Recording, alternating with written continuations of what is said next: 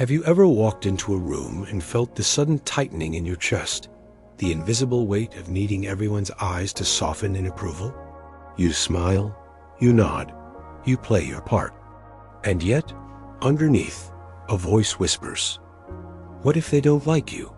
What if they see through you?"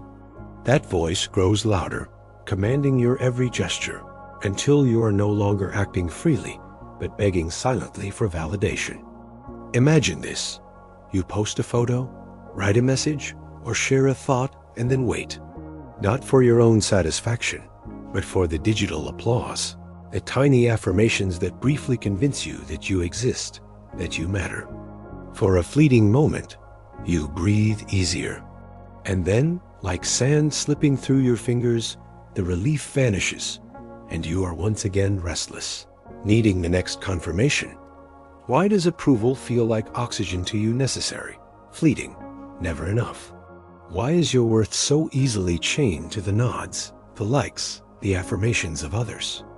You tell yourself it's normal, that everyone wants to be liked. But deep down, you sense something more sinister. You feel that your dependence on approval is not just a harmless social quirk, but a symptom of something hidden, something unspoken. You notice that the stronger you cling to others' recognition, the weaker you feel inside. And this paradox eats at you. The more you seek approval, the more fragile you become. But what if this craving isn't truly about them at all?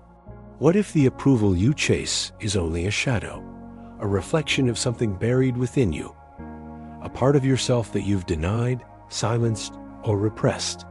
Carl Jung once wrote, "Until you make the unconscious conscious, it will direct your life, and you will call it fate." You sense this is true. The voice that craves validation, the gnawing hunger for constant reassurance. It doesn't come from your conscious strength. It comes from a hidden place, a place you avoid. And yet, it controls you. Ask yourself, why do you feel compelled to appear stronger than you are? Why do you dread the silence of disapproval more than the pain of honesty? Why do you shape-shift, compromise, and betray your own truth just to keep the applause alive? Is it really approval you crave, or is it escape from the terror of being unseen, unloved, forgotten? You notice others two men who cannot sit in silence without broadcasting their worth, who cannot walk without performing. They live as if someone is always watching, judging, and scoring their every move. Their lives are theater, but the audience is imaginary. And yet, they bow, night after night, to applause that never fills them. What kind of strength is this? What kind of freedom? You begin to wonder whether this weakness, this hunger, is not just yours, but a deeper human condition. Maybe approval is the mask that hides the wound of rejection. Maybe the shadow, this hidden part of you Jung spoke about, feeds on your insecurity, whispering lies until you mistake them for truth. But here lies the haunting paradox. The more you seek to be seen, the less you truly are. The more you beg for others to confirm your worth, the more invisible your own strength becomes. So the question rises, sharper than ever. What happens if you stop chasing approval? Who are you when no one is watching? And this is where the journey begins, not with answers, but with the terrifying recognition that you are being led by something you don't understand. The shadow is already at work. And until you face it, until you name it, you will remain its prisoner. You are standing at the edge of this realization. The next step is to ask, where does this hunger come from? What hidden forces drive it? And that question takes you deeper into the psychological and philosophical roots of the shadow itself. The hunger for approval is not born in a vacuum. It has roots deep, tangled roots that wind through psychology, philosophy, culture, and your own private history.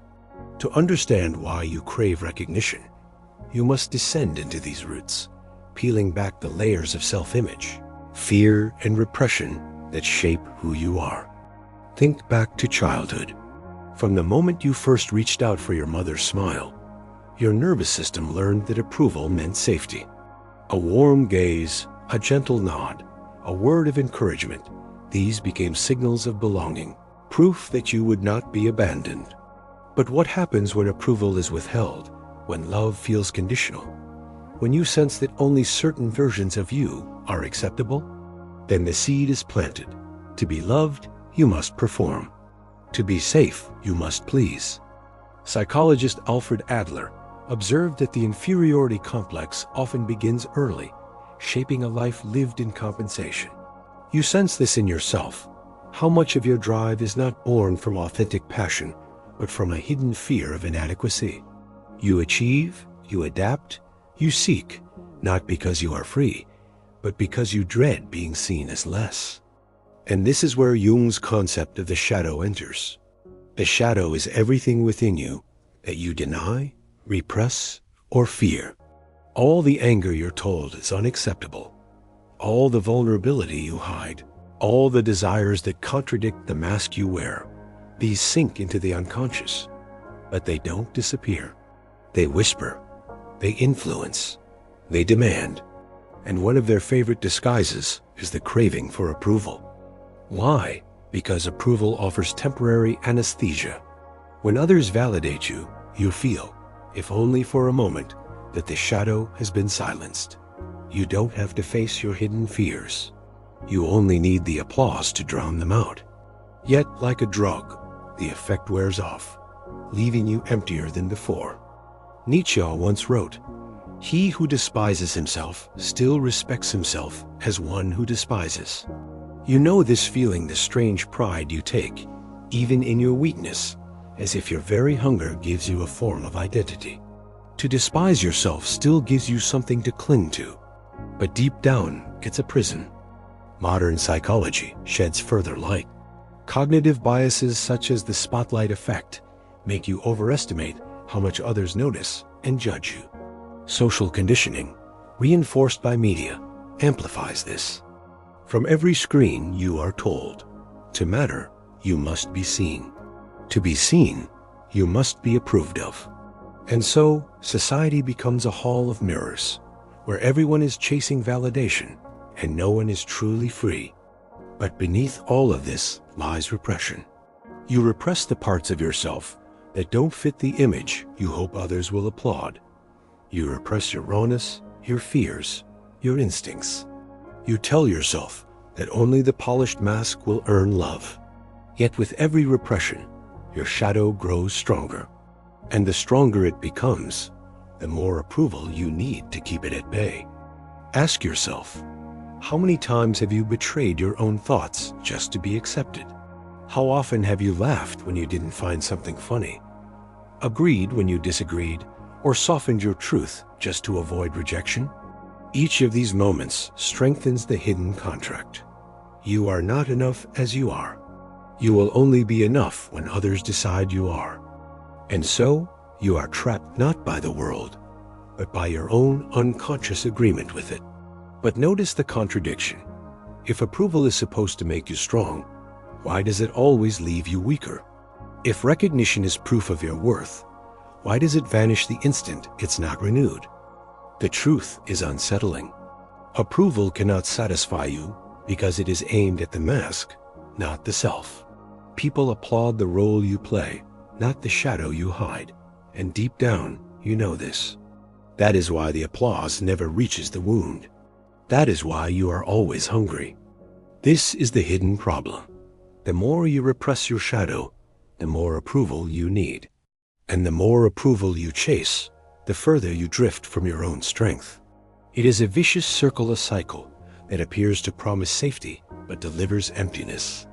Now, the question presses harder. What happens if this cycle continues? What happens to a man who builds his entire identity on the shifting sands of approval? The answer is darker than you think, because the shadow, left unacknowledged, does not remain silent. It grows. It shapes not only your inner world, but the reality you live in. And soon, it is not just your self-image at stake, but the very structure of your life, your relationships, even the society you inhabit. And this leads us to the next revelation, the unseen consequences of this hunger. Consider for a moment what happens when the hunger for approval is not recognized, when it silently takes over your choices. You may believe you are acting freely, but in truth, your life begins to resemble a stage play written by invisible hands. Every decision, every word, every gesture is bent toward one goal: to secure the nod, the smile, the affirmation. And slowly, without even noticing, you surrender the authorship of your own existence. This is the first unseen consequence. Your identity is no longer your own. You become a mirror, reflecting what others want to see. Their approval becomes your compass, even when it points you away from your truth. You wake up one day realizing you don't know what you desire, what you believe, or who you are, because every answer you've lived has been borrowed. But it goes deeper still. Neuroscience tells us that the brain's reward system fires when you receive validation, releasing dopamine much like a hit of a drug. The craving grows stronger with every taste. Over time, you are conditioned not toward authenticity, but toward performance. And like any addiction, it reshapes your brain, making you less resilient, less independent, more desperate. Do you see the irony? The approval you thought would strengthen you has instead rewired you for weakness. Cognitive traps reinforce this further. The confirmation bias drives you to seek only signals that you are liked, blinding you to truths that might challenge your mask. The availability heuristic makes you recall moments of rejection with painful clarity, overshadowing all the times you stood firm. And so your mind becomes a prison of selective memory and distorted perception, all to serve the shadow's hunger. Yet the most dangerous consequence lies beyond the individual. When men collectively seek constant approval, society itself begins to distort. Political leaders chase popularity rather than truth. Creators dilute their vision to please the masses. Families become silent battlegrounds where love is conditional upon compliance. The craving spreads like a quiet disease, eating away at integrity, authenticity, and courage. Look around. How much of the world you see is shaped by this hidden economy of validation? How many voices are silenced because they fear disapproval? How many lies are told because the truth risks rejection? Entire cultures can become addicted to applause, trading depth for appearance, substance for performance. And the shadow smiles, because the more the collective hides, the stronger it becomes. This is the paradox. What you repress does not vanish. Jung warned that the shadow, when ignored, often projects itself outward. If you deny your own insecurity, you will see it everywhere in your rivals, your enemies, the strangers you despise. You attack them for the weakness you fear in yourself. In this way, whole societies create scapegoats, others upon whom they cast their collective shadow. Wars, persecutions, witch hunts, all are fueled by the unacknowledged hunger of the human shadow. And so your personal craving for approval is not just personal. It participates in the construction of a world built on fear, repression, and illusion. By refusing to face your shadow, you help strengthen it in the world around you.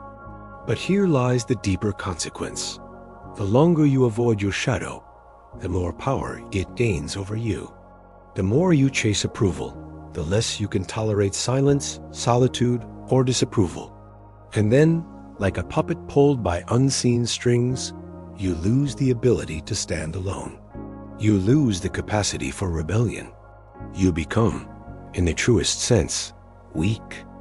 Ask yourself, what kind of life is this? A life where you may be liked but never truly known? Applauded but never truly free? What good is the crowd's approval if you cannot approve of yourself? This is why the craving for approval is not a trivial flaw, but a profound danger. It robs you not only of your authenticity, but of your sovereignty.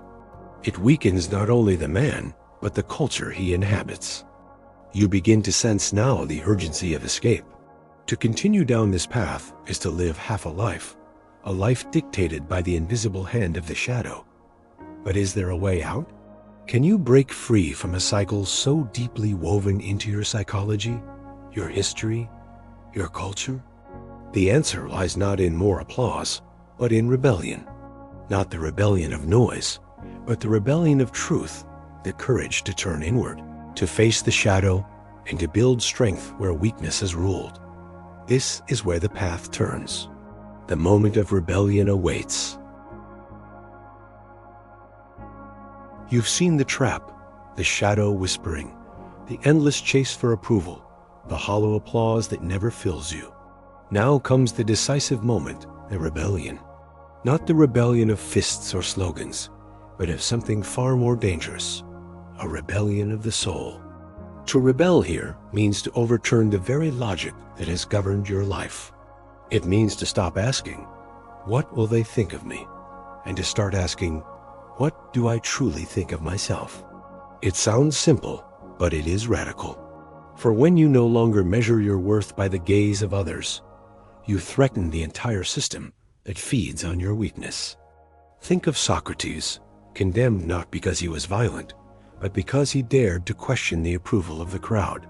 He drank the hemlock rather than betray his own dialogue with truth. Or recall Nietzsche, who declared, "Become who you are." He did not mean polish yourself for the applause, but strip away the lies until only your authentic self remained, even if it terrifies you. This rebellion begins in silence. You must sit alone, without the narcotic of validation, and feel the hunger gnaw at you.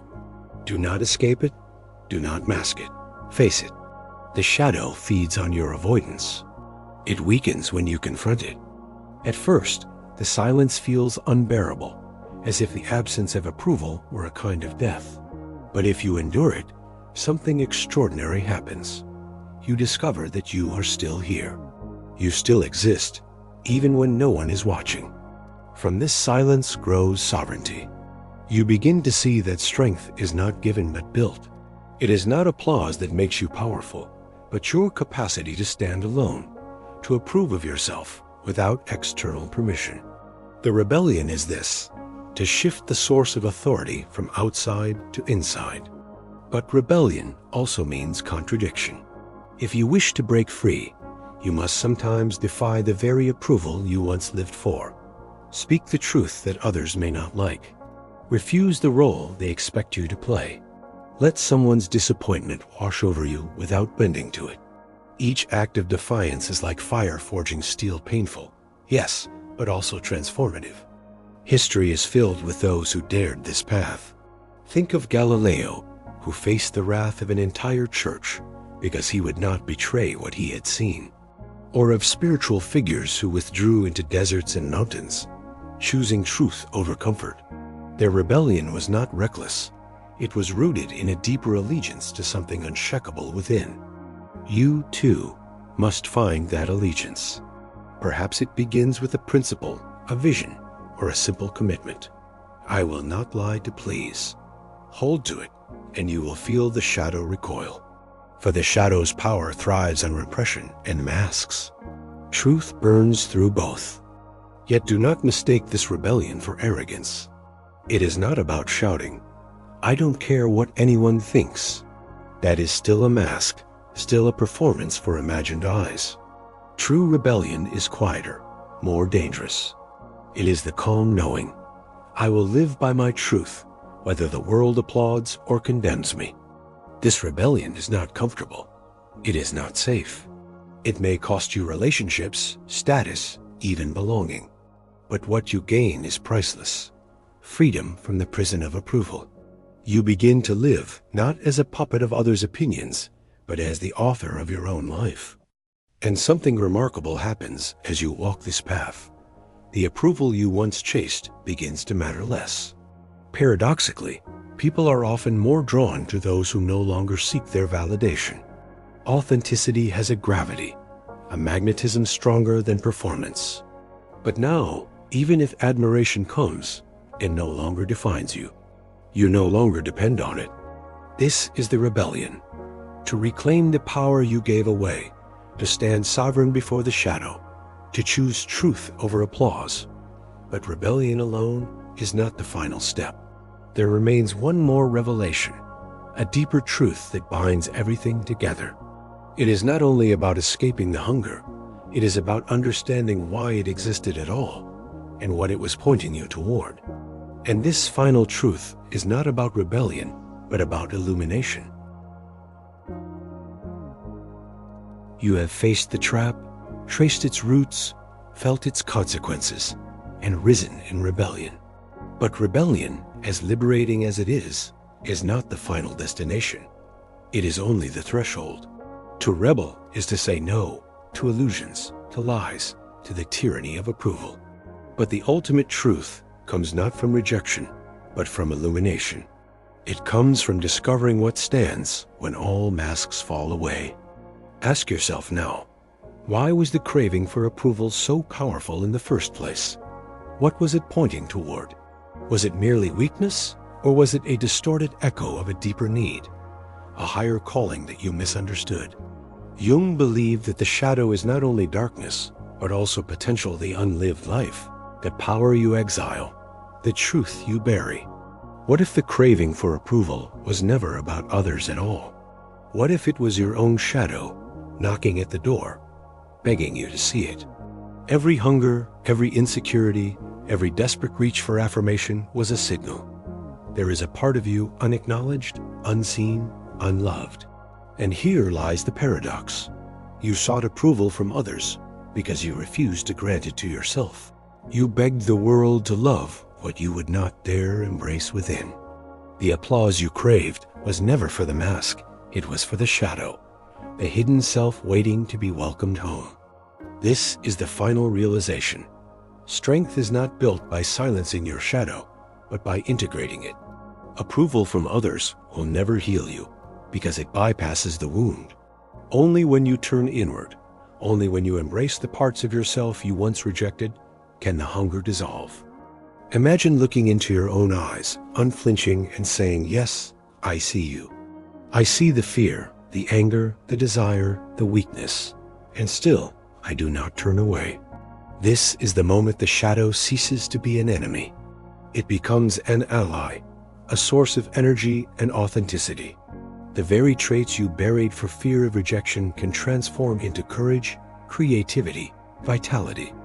Nietzsche wrote of the need to create new values, to move beyond the herd's morality. You now understand why. As long as you live by others' approval, you live by their values, their rules, their illusions.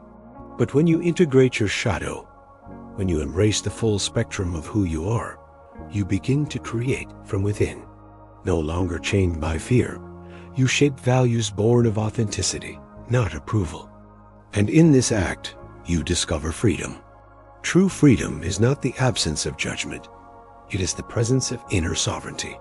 It is the ability to walk into a room without calculating how every gesture will be received. It is the calm strength of knowing that even if the world turns its back, you remain whole. But this truth is not comfortable.